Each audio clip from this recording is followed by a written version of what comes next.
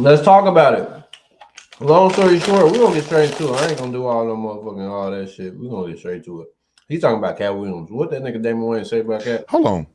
I'm reading that you have an Oscar-worthy film with Katt, your brother Marlon, Terry Crews that you won't release. Yeah. Why? The myth.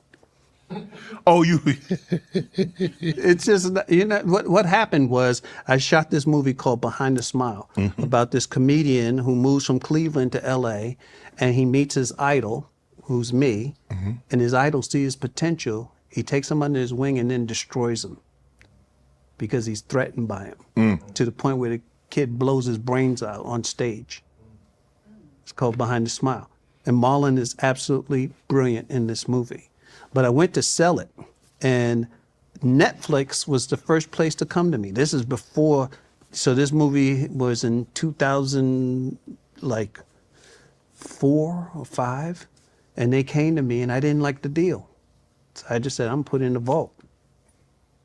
But that was the only, I mean, we got great reviews, and we did a festival up in Aspen, and Dave Chappelle was like, oh man, that's my favorite movie. That's why I went to Africa. So if they were to come back and offer you more money, would you let it go? Yeah, I told Marlon, I don't want to go shop it. But if he can sell it, sell it. It's fine. He's brilliant. Katt is brilliant. This is like, you know, I got Katt Williams, George Wallace, what's his name? Bob, he died recently. Bob Saget? Saget is in it, and Jim Belushi, and it's a great cast. You got how many movies do you think you have in the vault that you've shot, or you got scripts? Just that one, but scripts, it's crazy. I've got cabinets of scripts, TV and film, because I have to write. I have to, because it gives me peace, and it also gives me something to think about. That's like, so when I wake up in the morning, I'm thinking about my script. I'm not thinking about what's wrong in the world. Right. Thinking about these characters. You know I got a production company, right? Do you? I'm gonna give you some if you want. I gave you some. I just wrote it. Yeah, I do. All right. We might need to look at that film. Okay.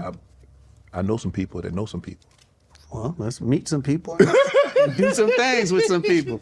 Papa's House, your new show. Yes. Brother, sister, granddaughter. I mean, you mentioned that like when you do something, hey, it's a family affair. Right, because I'm gonna go to, here's what is wonderful about like doing my show. So my granddaughter is actually in an episode. She's brilliant. Robert Townsend directed it. Crazy, because Robert Townsend directed me in my first thing, and then he's directing my granddaughter in her first thing. Wow. Then my sister Kim is a director, writer. Sean is a writer. Damon directed an episode. Michael's in the writer's room. Kim, and you know, it's just like to walk in. It's what it does to me psychologically is I have to check my ego at the door, right? So I walk in and I got to show them how to do it, how to lead, right? And so, you know, my son is also an EP, but you know, he's kind of deferring to his dad, right? But it's also like my temperament is so that everybody feels at ease, right? As Damon goes, so goes the show, right? Right, and Junior also is like, you know, it's like, no, we got to be here on time, all the time. You know, you're EP, you got to set an example. Right. When you say so people in your family is in the room, how different are you intellectually? Like when you write, how close, how similar? Are you like, you think like Keenan? Do you think like Marlon? Does Kim think like you? Does Sean think like this? I'm like this, you know, at the end of the day, I have veto power. So I want to know what you bring to the table. Okay. I want to hear what you think. And that's every writer in the room. Everybody has good ideas. Right. But not every idea is good for this particular episode. Okay. But I want to hear them all. Right. Because for the most part, my brain works like this. That's it. Right. And either it is or it ain't. Right. Right? Either it's a good episode, a good story, or it doesn't work. Right. And my brain, because I write all the time, I can see it just in the pitch. Okay, yeah, that'll work. But everybody feels good about contributing to these episodes. We haven't seen Sean in a while because I was looking for, because I had never seen Kim. I think I saw you in passing, but to meet you at the NAACP Image Awards, obviously Marlon, a couple of years, many years ago, I met both of them. Is he still writing? Sean, it's amazing. Sean, they're working on Scary Movie. I don't know what number 6? it is, but yeah. So since Marlon is in Papa's house, are you gonna be a Scary Movie? Probably not. I mean, you perfect with the foot.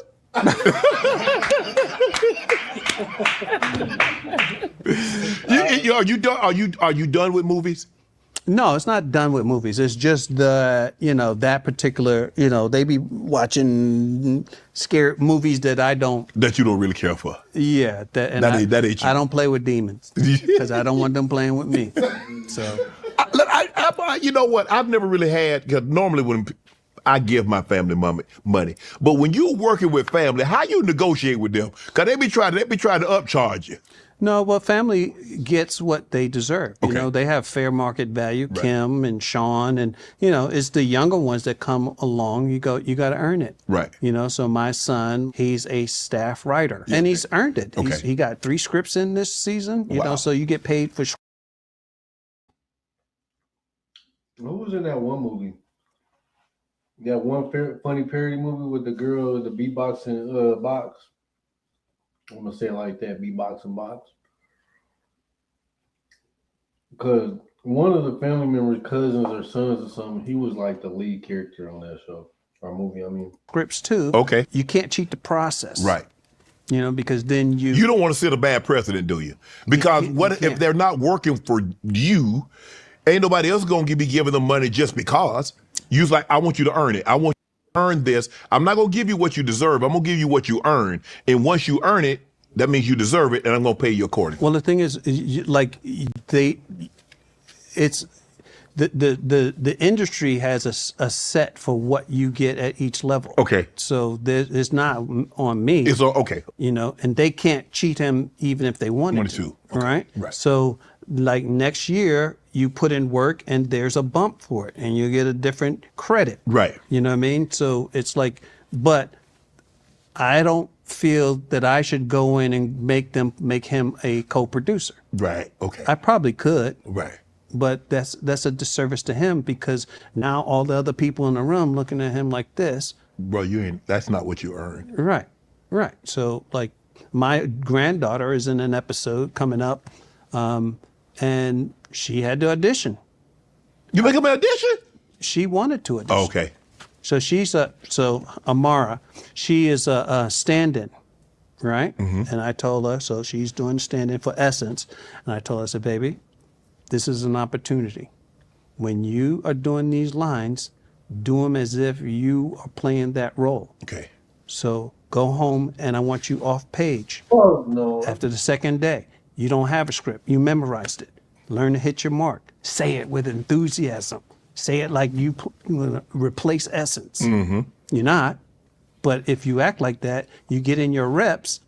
Now when it's time to go, You ready to go? you're confident. Want to join Club Shay Shay? Becoming a Want to join Club Shirt Cap? Become an official member. Please like, comment, share, subscribe, please. The nigga really going through it right now. Nigga need to get 7,000 subscribers. This shit take forever. At least for me, I'm grinding. I ask everybody, as many people I see, that's how many motherfucking subscribers I'm gonna get in my life. If I don't go viral, regardless, I'm gonna get them bitches. I'm gonna beg a motherfucker to subscribe when I fall off.